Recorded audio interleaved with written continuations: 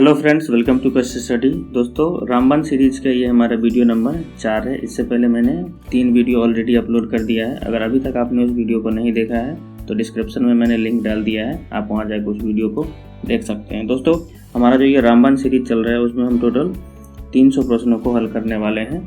तो बहुत ही इंपॉर्टेंट होने वाला है ये वीडियो आपके लिए, अंत तक बने रहिएगा, क्योंकि इस वीडियो में जो भी प्रश्न शामिल किया गया है उसमें हर एक प्रश्नों को जहाँ पे भी ज़रूरी पड़ा है मैंने पिक्चर को उससे हल किया है, तो आपको समझने में वो आसानी होगा। तो चलिए शुरू करते हैं आज की वीडियो को। आज का हमारा पहला प्रश्न है, कैनिस वुल्फ किसका वैज्ञानिक नाम है? तो दोस्तों, कैनिस वुल्फ जो होता है वो लोमड़ी का वैज्ञानिक नाम होता है। तो इसका सही उत्तर है ऑप्शन बी। अब दोस्तों, यहाँ पे बच जाता है आपका शेर हो गया, बाघ हो गया, उसके बाद बिल्ली हो गया। देख लेते हैं इन तीनों के वैज्ञानिक नाम क्या होते हैं। दोस्तों, जो शेर होता है उसको इंग्लिश में हम बोलते हैं लायन, तो उसका जो आपका वैज्ञानिक नाम होता है वो होता है पैंथेरा लियो। ये है आपका शेर, इसका होता है पैंथेरा लियो। उसके बाद दोस्तों, ये जो बाघ होता है उसका जो होता है वो होता है आपका पैंथेरा टाइग्रिस होता है। उसी तरह से दोस्तों, जो बिल्ली होता है उसका होता है आपका फेलिस डोमेस्टिका होता है। बिल्ली का होता है फेलिस डोमेस्टिका। अगला प्रश्न है, पृथ्वी का आयु ज्ञात करने में प्रयोग होता है। तो दोस्तों, जो यूरेनियम डेटिंग मेथड है उससे हम पृथ्वी का आयु ज्ञात करते हैं। तो इसका सही उत्तर है ऑप्शन बी। अब दोस्तों, यहाँ पे है आपका कार्बन डेटिंग। तो देख लेते हैं कार्बन डेटिंग से क्या करते हैं। जो कार्बन डेटिंग होता है उससे जो भी जीवाश्म होता है उसका हम आयु ज्ञात करते हैं। अगला प्रश्न है, प्लांक नियतांक का इकाई क्या होता है? तो दोस्तों, इसका सही उत्तर होगा ऑप्शन बी। इसका होता है आपका जूल सेकंड होता है। दोस्तों, अगर आप इसको निकालना चाहते हैं जूल सेकंड कैसे आता है तो बता देते हैं। दोस्तों, पता होगा जो ई होता है ऊर्जा, वो बराबर होता है आपका एच, और उसके बाद होता है आपका ये फ्रीक्वेंसी यानी कि आवृत्ति का गुना होता है। दोस्तों, इसमें जो आपका एच होता है ये होता है आपका प्लांक नियतांक होता है। तो यहाँ से देख सकते हैं ये जो एच बराबर हो जाएगा वो हो जाएगा आपका ई, और बट्टे हो जाएगा एफ हो जाएगा। तो यहाँ से पता होगा जो ई एनर्जी होता है उसका होता है आपका जूल, और जो फ्रीक्वेंसी होता है उसका प्रति सेकंड होता है। तो अगर ये ऊपर जाएगा तो आपका ये आ जाएगा सेकंड। तो देख सकते हैं यहाँ से आ गया जूल सेकंड। अगला प्रश्न है, पीतल किसका मिश्रण होता है? दोस्तों, जो पीतल होता है वो आपका तांबा और जिंक का मिश्रण होता है, यानी कि कॉपर और उसमें जिंक मिला हुआ रहता है। तो देख लेते हैं दोस्तों, यहाँ पे कॉपर और जिंक का कितना प्रतिशत होता है। तो इसमें आपका जो कॉपर होता है वो होता है 70%, और उसके बाद जो जिंक होता है वो होता है आपका 30% होता है। उसके बाद दोस्तों, यहाँ पे है आपका तांबा और टीन है। तो देख लेते हैं इन दोनों के मिश्रण को क्या बोलते हैं। तो ये होता है आपका ब्रॉन्ज होता है, जिसको हम कांसा भी बोलते हैं। उस तरह से दोस्तों, यहाँ पे हो गया आपका तांबा हो गया, जिंक हो गया और टीन हो गया। इन तीनों का जो मिश्रण होता है उसको बोलते हैं गन मेटल। इसी तरह से जो टीन और सीसा है इसके मिश्रण को बोलते हैं टाका, जिससे हम सोल्डरिंग करते हैं। अगला प्रश्न है, सिग्मॉइड बृहदांत यानी कि सिग्मॉइड कॉलन किसका हिस्सा होता है? तो दोस्तों, आप यहाँ पे थोड़ा नाम से भी पकड़ सकते हैं, बृहदांत लिखा हुआ यानी बृहद यानी कि जो बड़ा होता है। तो ये जो होता है वो आपका बड़ी आंत का एक हिस्सा है। तो इसका सही उत्तर होगा ऑप्शन बी। अब दोस्तों, इस फिगर में देख सकते हैं ये जो हरा वाला जो पार्ट आपको ये वाला दिख रहा है यही है आपका बड़ी आंत होता है। तो इसमें ये वाला जो लास्ट वाला जो जगह है यहाँ पे ये इसको बोलते हैं सिग्मॉइड कॉलन बोलते हैं। और दोस्तों, इसका जो आकार होता है वो लगभग थोड़ा एस टाइप का होता है, यानी तो जो ग्रीक लेटर सिग्मा है उसके टाइप का भी इसका होता है आपका आकार। अगला प्रश्न है यहाँ पे, गाय की कौन सी प्रजाति सबसे अधिक दूध देती है? तो इसका सही उत्तर होगा दोस्तों होल्स्टीन, ऑप्शन सी। आप देख सकते हैं ये जो जमुना पारी है ये है आपका बकरी का सबसे अधिक दूध देने वाला प्रजाति। और दोस्तों, यहाँ पे जो ये मुर्रा है ये भैंस का सबसे अधिक दूध देने वाला प्रजाति है। प्रश्न है, पत्थर को ठोकर मारने से व्यक्ति को चोट लगने का कारण है? तो दोस्तों, देख सकते हैं अगर आप यहाँ पे एक पत्थर ऐसे रख दिए हैं, इसको अगर आप ऐसे हिट कीजिएगा तो इसमें क्या होता है, प्रतिक्रिया होता है। न्यूटन का जो तीसरा नियम है उसके हिसाब से अगर किसी भी वस्तु पे आप क्रिया कीजिएगा तो उसके उलट में सेम प्रतिक्रिया होता है। तो इसका सही उत्तर होगा ऑप्शन बी, प्रतिक्रिया। अगला प्रश्न है, प्लेग्रा डैश की कमी के कारण होता है? तो दोस्तों, जो प्लेग्रा बीमारी है उसको हम 4D सिंड्रोम भी बोलते हैं, और ये जो होता है आपका विटामिन B3 की कमी के कारण होता है। और दोस्तों, ये जो विटामिन B3 है उसका एक और नाम है जिसको हम बोलते हैं नियासिन बोलते हैं। अगला प्रश्न है, निम्नलिखित में से कौन सा एक मछली नहीं है? तो दोस्तों, यहाँ पे है आपका टूना है, सिल्वर फिश है और फ्लाइंग फिश है। ये तीनों जो है एक मछली है। तो इसका सही उत्तर होगा ऑप्शन डी, इनमें से कोई भी नहीं, क्योंकि ये तीनों जो है ये तीनों एक मछली है। आप देख सकते हैं इस फिगर में ये ट्यूना मछली का फिगर है। अगला प्रश्न है 1 न्यूटन कितना डाइन के बराबर होता है? तो इसका सही उत्तर होगा ऑप्शन ए 10 के पावर 5। अब दोस्तों अगर आप इसको निकालना चाहते हैं तो पता होगा जो डाइन है वो आपका सीजीएस इकाई है और जो न्यूटन होता है वो आपका एसआई इकाई होता है। दोस्तों अगर आपको एसआई से सीजीएस में जाना है तो जितना भी होता है एसआई वाला यूनिट उसको आपको सीजीएस में चेंज करना होगा। जैसे पता होगा जो न्यूटन होता है वो बल का इकाई होता है, तो बल बराबर होता है एफ बराबर होता है आपका एम और गुने होता है आपका ए होता है। तो जो एम होता है वो होता है आपका द्रव्यमान, तो जो यहाँ पे केजी होगा उसको आपको ग्राम बनाना होगा। तो यहाँ पे जो केजी होगा उसको 1000 ग्राम बनाना होगा।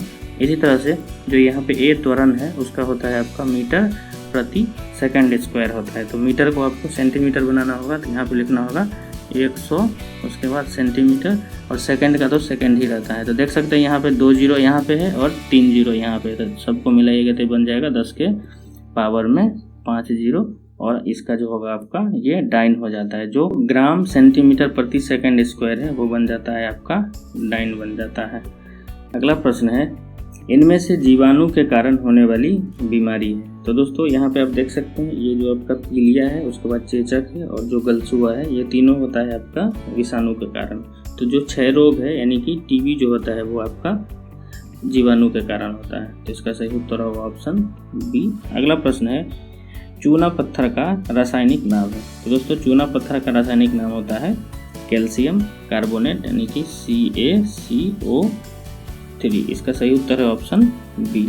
अगला प्रश्न है स्टील में कार्बन का प्रतिशत होता है। तो दोस्तों जो स्टील होता है वो आयरन यानी कि लोहा और जो कार्बन होता है उसका मिश्रण होता है, और तो जो कार्बन होता है उसका प्रतिशत लगभग 0.1 से लेकर के 1.5 तक होता है। तो इसका सही उत्तर होगा ऑप्शन ए।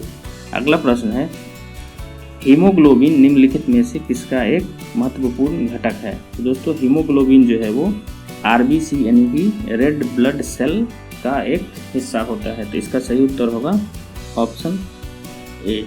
और दोस्तों जो हीमोग्लोबिन है उसको हम श्वसन रंजक भी बोलते हैं।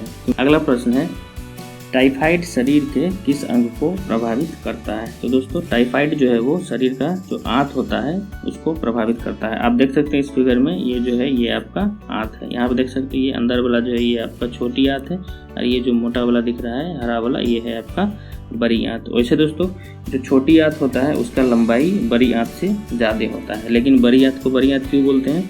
क्योंकि उसका जो व्यास होता है ये वाला जो होता है ये व्यास ये ज़्यादा होता है, इसलिए उसको बड़ी आंत बोलते हैं। अगला प्रश्न है यहाँ पे विद्युत चुंबकीय प्रेरण की खोज किसने किया था? तो विद्युत चुंबकीय प्रेरण का खोज किया था फैराडे नाम का साइंटिस्ट ने, माइकल फैराडे। तो इसका सही उत्तर ऑप्शन सी। अगला प्रश्न है चुंबकीय क्षेत्र का मात्रक होता है। तो दोस्तों चुंबकीय क्षेत्र का मात्रक होता है टेस्ला। इसका सही उत्तर होगा ऑप्शन सी। और दोस्तों यहाँ पे जो एम्पियर है ये आपका धारा का मात्रक होता है, वोल्ट जो होता है वो आपका विभव का मात्रक होता है, और जो ओम होता है वो आपका प्रतिरोध का मात्रक होता है। अगला प्रश्न है सर्वप्रथम किस वैज्ञानिक ने चुंबकीय क्षेत्र और विद्युत क्षेत्र में संबंध बताया था? तो दोस्तों लगभग 1800 ईस्वी के आसपास में जो ऑर्स्टेड नाम का साइंटिस्ट थे वो आपका चुंबकीय क्षेत्र और विद्युत क्षेत्र में संबंध बताए थे। इसका सही उत्तर है ऑप्शन ए। अगला प्रश्न है जीवन की सबसे छोटी इकाई है। तो दोस्तों जीवन का सबसे छोटी इकाई होता है कोशिका। इसका सही उत्तर होगा ऑप्शन बी। आप देख सकते हैं यहाँ पे मैंने एक जंतु कोशिका का फिगर लगा दिया है।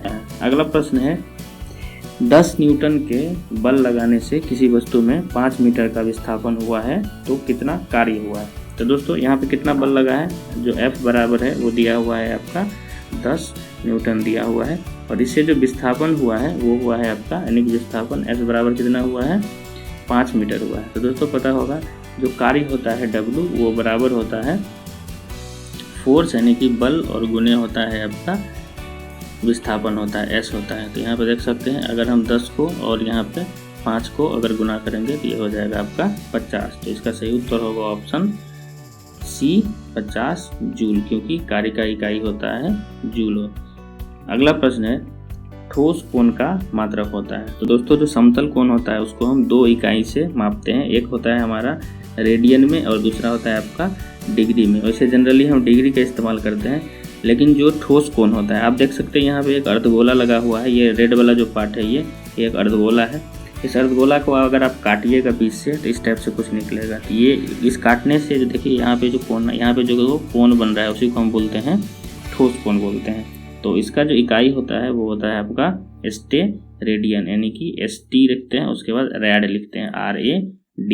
तो सही उत्तर है ऑप्शन बी। अगला प्रश्न है लेजर किस सिद्धांत पर कार्य करता है? तो दोस्तों पहले देख लेते हैं लेजर का फुल फॉर्म क्या होता है। तो लेजर का होता है आपका light amplification by stimulated emission of radiation होता है। और दोस्तों ये कार्य करता है विकिरण का उद्दीप्त उत्सर्जन, यानी कि स्टिमुलेटेड इमिशन ऑफ रेडिएशन के प्रिंसिपल पर, यानी सिद्धांत पे ये कार्य करता है। तो एक यहाँ पे देख लेते हैं इसका खोज कौन किए थे। इसका खोज किए थे आपका TH मैमन ने इसका खोज किया था, MAIMAN, TH मैमन ने इसका खोज किया था। दोस्तों अगला प्रश्न है एक जीन एक एंजाइम सिद्धांत को किसने प्रतिपादित किया है?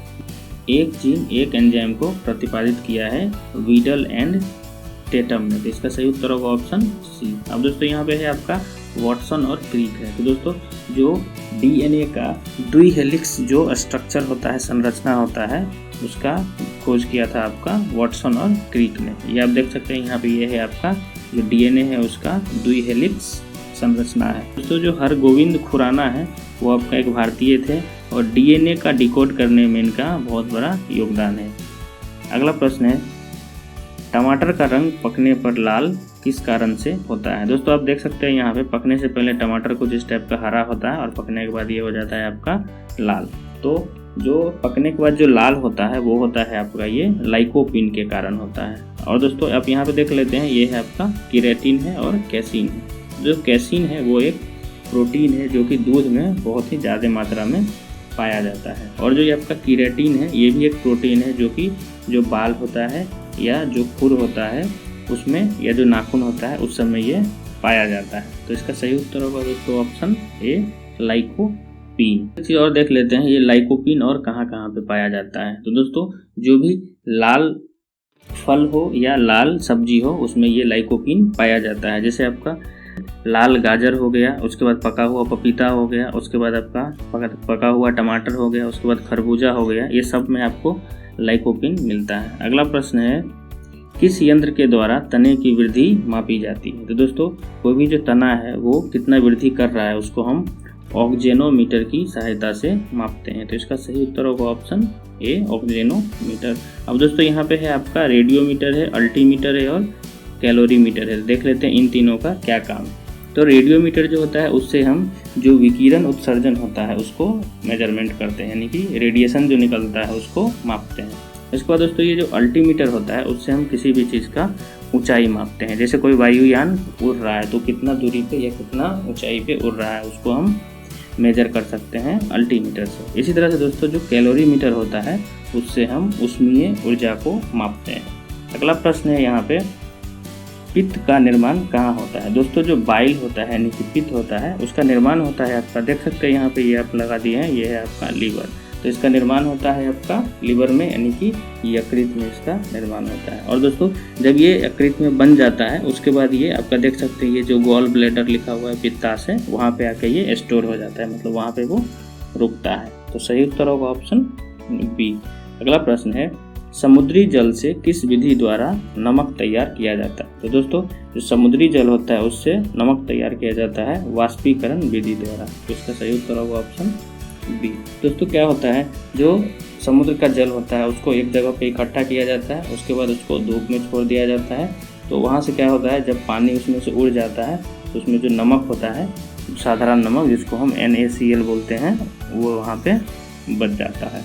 अगला प्रश्न है चंद्रमा के प्रकाश को पृथ्वी तक आने में कितना समय लगता है? तो दोस्तों पता होगा जो चंद्रमा है वो आपका पृथ्वी का एक उपग्रह है जिसके पास अपना कोई भी प्रकाश नहीं होता है। तो इसके पास फिर प्रकाश आता कहाँ से है? तो दोस्तों देख सकते हैं यहाँ पे ये आपका सूर्य है। तो जो सूर्य से जो प्रकाश चलता है वो आपका चंद्रमा पे पहुँचता है। उसके बाद यहाँ पे जो परावर्तन होता है, रिफ्लेक्शन होता है चंद्रमा के सतह से, उसके बाद ये पहुंचता है आपका, जैसे देख सकते हैं आप यहाँ पे ऐसे आया चंद्रमा पे, उसके बाद यहाँ से ये परावर्तन के बाद पृथ्वी पे पहुंचता है। तो जो चंद्रमा से पृथ्वी पे पहुंचने में लगा समय है वो है आपका 1.3 सेकंड। तो इसका सही उत्तर होगा ऑप्शन बी। अब दोस्तों एक चीज़ यहाँ पे एक भी देख लेते हैं। अब दोस्तों यहाँ पे एक चीज़ और देख लेते हैं, जो सूर्य से डायरेक्ट जो पृथ्वी पे पहुँचेगा सूर्य का रोशनी, तो उसको कितना समय लगता है। तो दोस्तों ये लगभग आपको लग जाता है 8.3 सेकंड लग जाता है। और दोस्तों जो सूर्य से लेकर के अगर आपका चंद्रमा तक सूर्य का प्रकाश पहुंचता है तो उसको कितना, लगभग उसको लग जाता है आपका 8 सेकंड लगता है। दोस्तों आप यहाँ पे देख सकते हैं, सूर्य से लेकर चंद्रमा पे देख लिए, उसके बाद सूर्य से लेकर पृथ्वी पे देख लिए, उसके बाद चंद्रमा से लेकर के पृथ्वी तक आने में कितना टाइम लगता है, हम तीनों देख लिए। तो अगला प्रश्न है, निम्नलिखित में से किसकी वेधन क्षमता सबसे अधिक है। तो दोस्तों जो गामा किरण होता है उसका वेधन क्षमता सबसे अधिक होता है। इसका सही उत्तर ऑप्शन सी। अब दोस्तों यहाँ पे जो अल्फा किरण है और बीटा किरण है, तो अल्फा किरण जो होता है वो आपका धनात्मक होता है और जो बीटा किरण होता है वो आपका निगेटिव होता है, यानी कि ऋणात्मक होता है। अगला प्रश्न है, प्रकाश के वेग को सबसे पहले किसने मापा था। तो दोस्तों प्रकाश के वेग को पहले रोमर ने मापा था। इसका सही उत्तर होगा ऑप्शन सी। और दोस्तों जो प्रकाश का वेग जो निर्वात में होता है वो होता है आपका लगभग 3 × 10 के पावर यानी कि 10 के घात 8 होता है मीटर प्रति सेकंड होता है। तो दोस्तों ये थे हमारे आज के टोटल रामबन सीरीज का 30 प्रश्न। आई होप ये वीडियो आपको अच्छा लगा होगा। और आज का प्रश्न आपके लिए है, आकाश का रंग नीला क्यों दिखाई देता है। आप अपना आंसर कमेंट बॉक्स में कमेंट करके दे सकते हैं। Thank you for watching the video.